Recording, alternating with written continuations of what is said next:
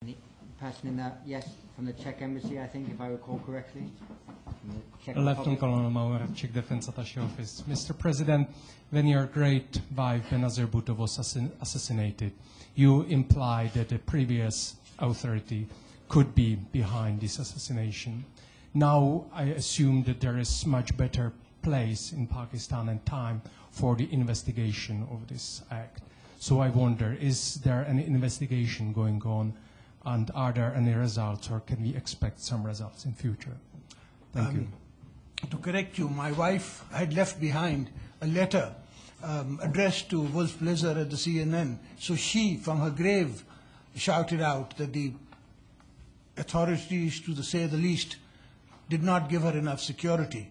We have, in turn, taken a political decision to take Pakistan on another vision on that.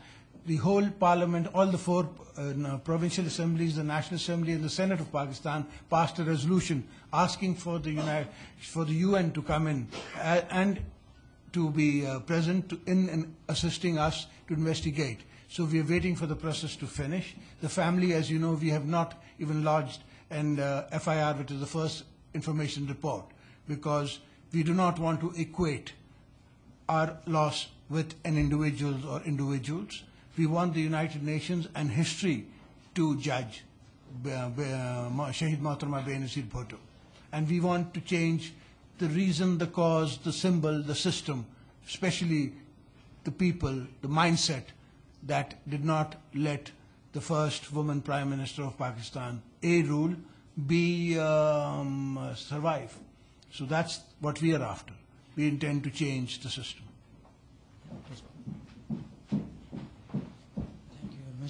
Mr. President, I am Mohammed Sarwar, editor of The Nation newspaper in London. My question is this, that it is a general impression that the influence of AAA, Anglo, America and Arabs is increasing day by day in Pakistan, and major decisions, including the safe exit of Pervez Musharraf, are not taken without the consent and asking these three blocks. What will be your comments over this observation? Thank you. Thank you. It was always known as Allah. Now you've turned it to Arabs. The 3 A's usually stood for America. So you've given it a new definition. Fine. I think General Musharraf is guested in the United Kingdom at the moment. He doesn't need a visa to exit Pakistan or to come in. And at the moment, there is no pending inquiry against him. The Parliament, there is a question, and the Parliament has been talking about it.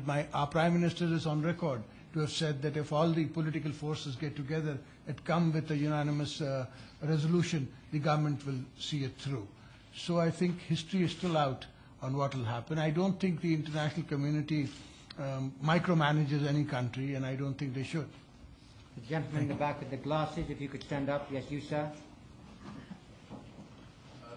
No, wait to the microphone. I know your voice carries well, but nevertheless. Simon Saul from Exclusive Analysis and proud graduate of the Staff College at Quetta, sir.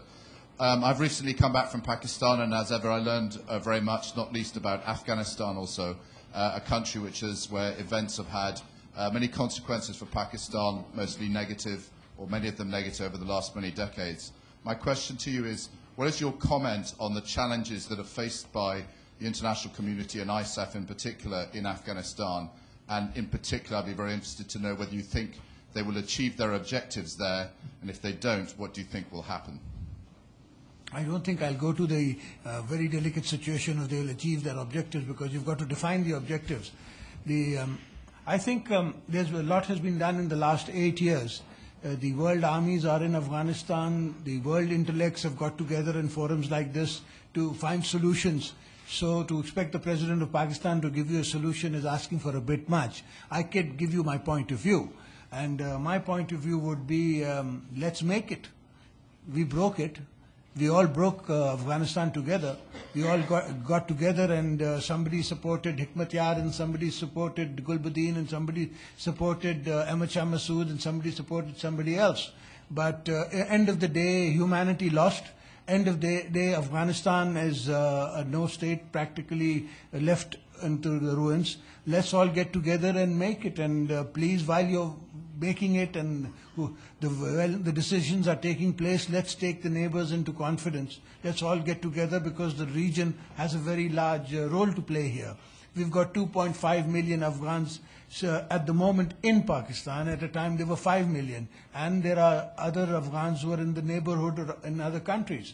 So we should all be consulted and we should all be on board before any decisions are taken. So we are there to help as a Friends of Democratic Pakistan. The forum of Friends of Democratic Pakistan has been specially made to improve democracies and to help democracies in the world. Afghanistan needs help in making itself a viable, reliable, democratic state. Let's all get together and help it even more. Mr. President, I saw lots of signs of approval when you were talking about the importance of the region to be more engaged. What kind of mechanism can you imagine might be formed to include Iran, Central Asia, Russia more effectively in a productive discussion about the future of the region? I think Friends of a Democratic Pakistan, we could invite all of them. And as you know, that this coming week, President Umaba, myself, and Prime Minister Brown are co-chairing the first summit of Friends of Pakistan in the United Nations. So hopefully that will be a forum which we've all created together to assist situations such as this. And that's one forum that I would advocate to be used. General Vine, yep, you, sir. Charles Vivian. President, could I ask you whether you have a strategy for establishing or re-establishing centralized or increased centralized authority in the federally administered tribal areas? Yes, sir, we do. We've already announced a policy. We are talking about